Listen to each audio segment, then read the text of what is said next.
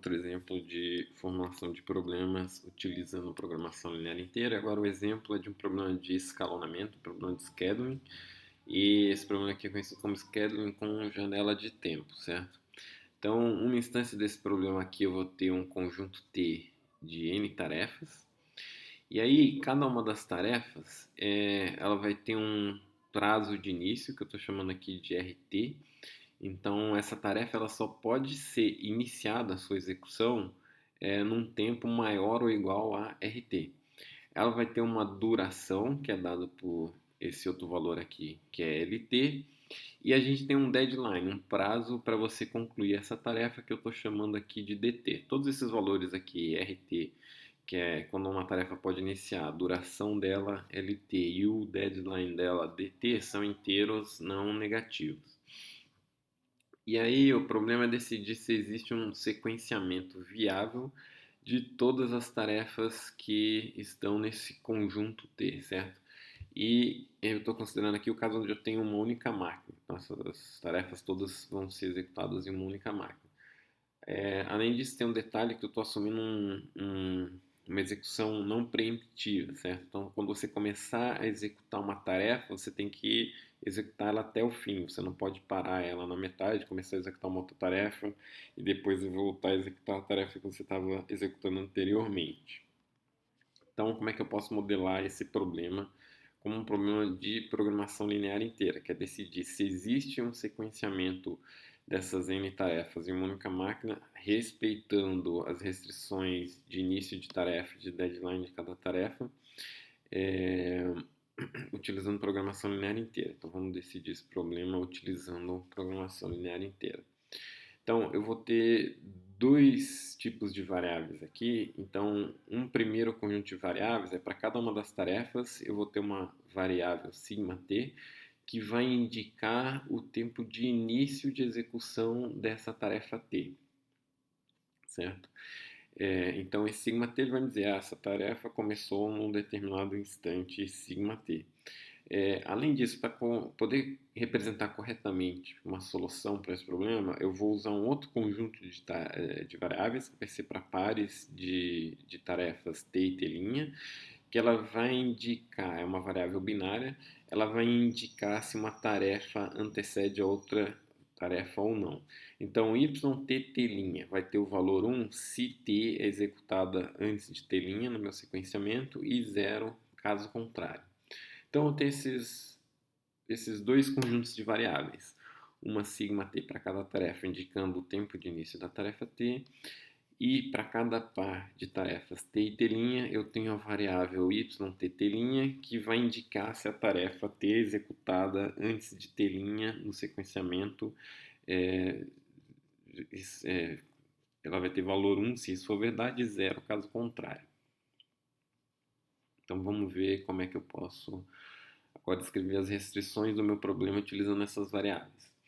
A minha função objetivo, ela pode ser qualquer função objetivo, por exemplo, minimizar o tempo de início da primeira tarefa, já que a única coisa que eu estou interessado é saber se existe um sequenciamento viável de todas as N tarefas, certo? Então, essa função objetivo aqui basta para mim, minimize o tempo de início da tarefa 1. Aí, se você pegar cada uma das tarefas, eu tenho a restrição de que ela deve iniciar sua execução apenas depois do tempo RT. Então, para cada uma das tarefas, eu vou incluir uma restrição linear desse tipo aqui, que indica lá que o tempo de início da tarefa T tem que ser maior ou igual o tempo de início permitido para aquela tarefa. E para cada uma das tarefas T, eu também vou ter a restrição de que se você começou essa tarefa T no tempo sigma_t, e eu sei que essa tarefa tem um determinado comprimento, né, o tempo que ela demora para executar LT, então esse valor tem que ser menor ou igual ao deadline daquela tarefa. Então, o tempo de início da tarefa mais o tempo de processamento daquela tarefa tem que ser menor ou igual ao deadline da tarefa. Então, uma restrição dessa para cada uma das tarefas. E aí, finalmente, eu vou agora estabelecer a ordem que as tarefas vão sendo executadas com as variáveis ytt', que vão indicar se uma tarefa é executada antes da outra ou não. Então,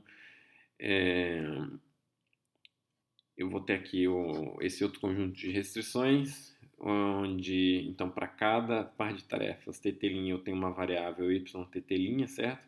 Se você pegar o par contrário t', você vai ter lá outra variável correspondente, que é o yt'.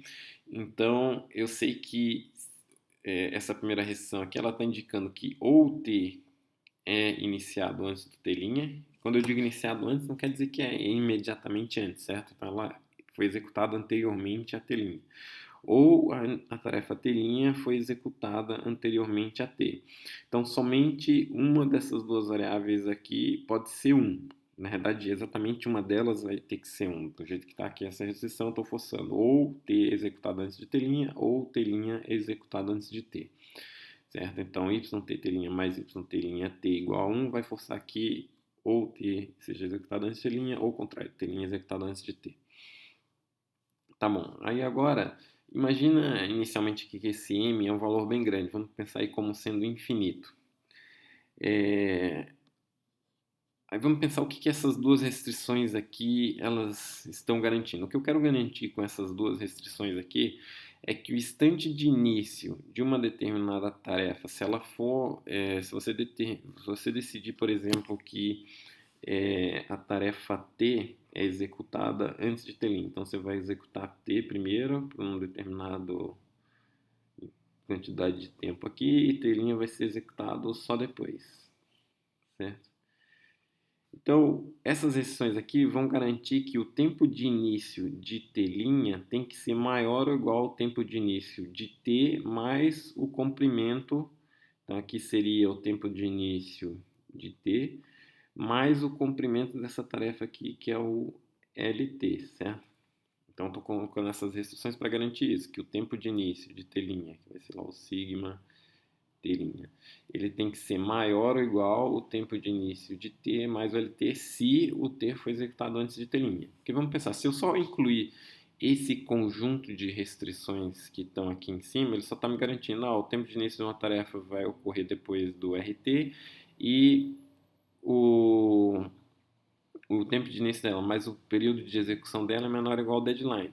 Então, se eu só incluísse esse conjunto de restrições aqui, o que ia acontecer é que a minha solução ele ia fazer o sigma t igual a rt para toda a tarefa t, e ele ia estar satisfazendo essas restrições aqui. Eu ia ter lá o sigma t maior ou igual a rt, porque é exatamente igual.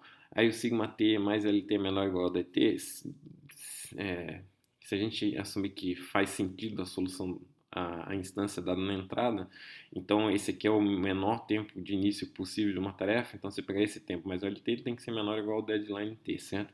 Então, como eu estou setando o sigma T igual a RT para todas as tarefas, então automaticamente eu sempre ia ter que RT, que é o meu sigma T, mais o LT, é menor ou igual o deadline de t. Então seria uma solução válida se eu só incluir esse conjunto de restrições aqui de cima, se eu pegar e setar sigma t igual a rt para todas as tarefas, eu teria uma solução válida entre aspas, né? É uma solução que respeita essas restrições aqui, mas para o meu problema ela não é viável porque o que ia acontecer, por exemplo, você poderia ter aqui uma tarefa T1 que está executando aqui nesse tempo, que aqui é exatamente o RT1 dela, e aí junto com ela você ia ter uma outra tarefa T2 aqui, por exemplo, esse aqui seria o RT2, ele está executando ao mesmo instante que a tarefa T1, e a gente só tem uma máquina, eu não posso fazer essa execução paralela, certo? Então, para quebrar isso aqui eu tenho esse outro conjunto de restrições aqui. Então, as variáveis y indicam que se uma determinada tarefa é executada antes da outra. E aí, se você decidiu que uma tarefa T é executada antes da t', então para a gente evitar esse tipo de situação aqui, eu tenho que garantir que o início setado lá, o sigma de t', ele tem que ser maior ou igual ao sigma de t mais o lt, certo? Então vamos pensar lá que o ytt' é igual a 1. Então o valor dessa variável aqui é igual a 1. Você decidiu que a tarefa T é executada antes de t'. Então, o resultado dessa expressão aqui vai ser 1 menos 1, que é 0, vezes esse m, que é um valor bem grande, vai ser 0. Então, a sua restrição ela vai se restringir somente a isso aqui, a sigma de t mais LT é menor ou igual ao sigma de t', que é exatamente o que eu queria. Eu queria que o sigma de t' fosse maior ou igual ao sigma t mais o LT. Essa outra restrição aqui, estou dizendo lá, o y de t' é igual a 1. Então, o valor desse cara aqui é igual a 1.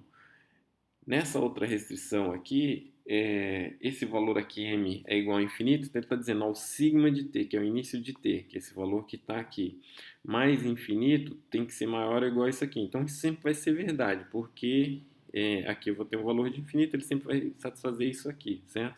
Agora, vamos pensar na situação contrária, que é quando o ytt' é igual a zero. Então, vamos dizer que o ytt' é igual a zero.